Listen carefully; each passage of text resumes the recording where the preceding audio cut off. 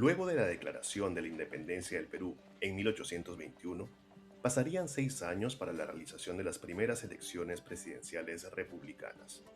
Sin embargo, tengamos en cuenta que la mayoría de limeños no podía votar, tampoco las mujeres, tampoco los analfabetos. Entonces, ¿quién eligió al primer presidente de la República? En este episodio vamos a conocer cómo fueron estos y otros hitos electorales, así como el contexto que vivió Lima durante dichos procesos. Vamos con la crónica.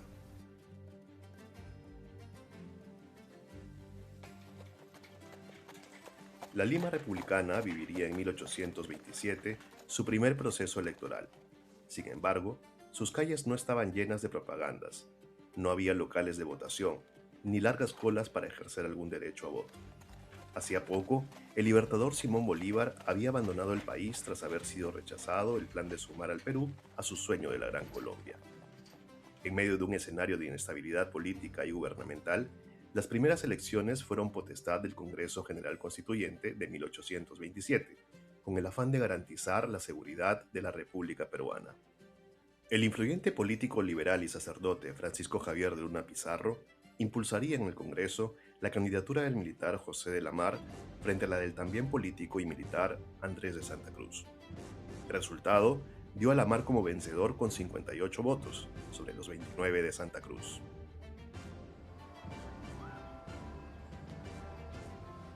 Mientras apenas unas decenas de hombres decidían quién gobernaría el país, las campanas de Lima anunciaban una nueva etapa republicana.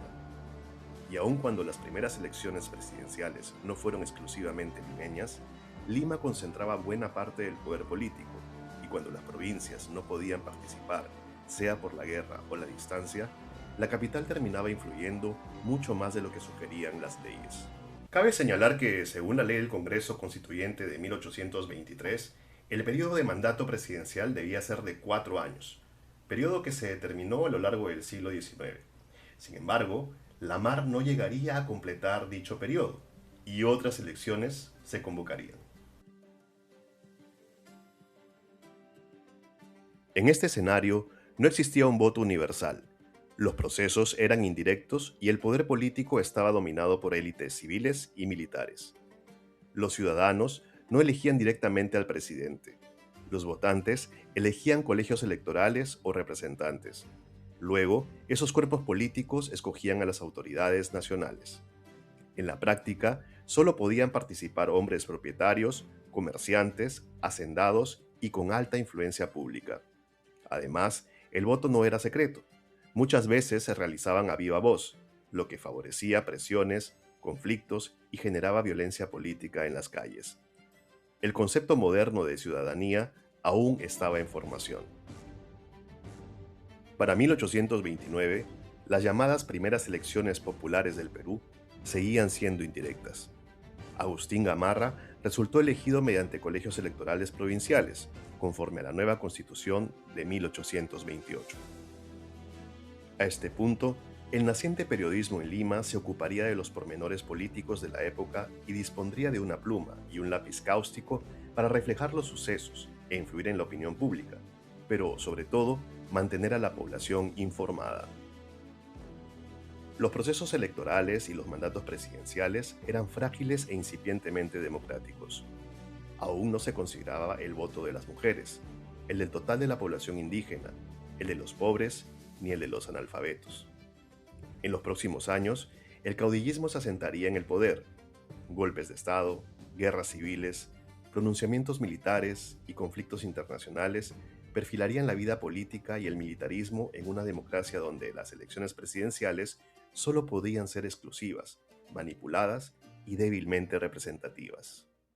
Para el siglo XX, la inclusión de todos los peruanos en el voto aún era inexistente, aunque cada vez más necesario frente a la industrialización, la lucha de clases y la explosión demográfica.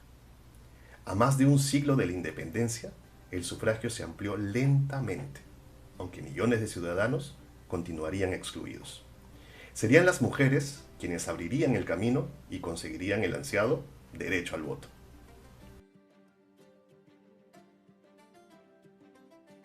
Luego de una larga lucha por el derecho al voto femenino, liderada por educadoras, escritoras y periodistas, como María Jesús Alvarado, Soy la Aurora Cáceres y Magda Portal, fue en el gobierno militar de Manuel Odría en el que se promulgaría la ley número 12391, que otorgaría a las mujeres el derecho a votar y ser elegidas en elecciones nacionales a partir de los 21 años de edad. El 17 de junio de 1956, marcando un hito histórico, un aproximado de 500.000 de mujeres ejercieron su derecho a votar y el Congreso tuvo sus primeras parlamentarias en la historia republicana. 8 diputadas y una senadora, la profesora cajamarquina Irene Silva de Santolaya. No obstante, algunas mujeres aún estaban fuera de poder votar, entre ellas las analfabetas y las de 18 años, a menos que estas últimas estuvieran casadas. La primera elección verdaderamente democrática, con sufragio universal en el Perú, fue la elección general de 1980, más de siglo y medio después de la proclamación de la independencia. En el proceso, por primera vez, pudieron votar todos los ciudadanos adultos sin distinción de sexo, nivel educativo o condición económica. Esto incluyó finalmente a los analfabetos, que habían estado excluidos durante gran parte de la historia republicana. La Constitución de 1979 eliminaría el requisito de alfabetización y reduciría la edad electoral de 21 a 18 años, estableciendo el sufragio universal moderno en el país.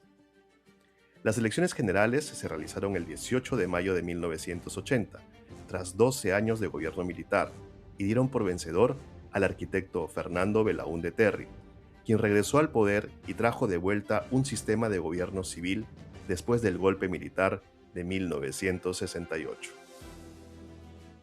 Acabamos de ver cómo la democracia peruana no nació completa. Fue construyéndose lentamente a lo largo de 159 años de elecciones presidenciales, con una constante exclusión social, hasta que finalmente alcanzara el ansiado voto universal.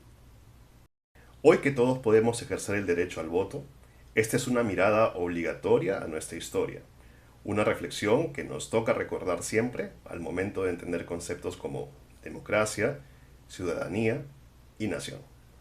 Hasta nuestra próxima crónica.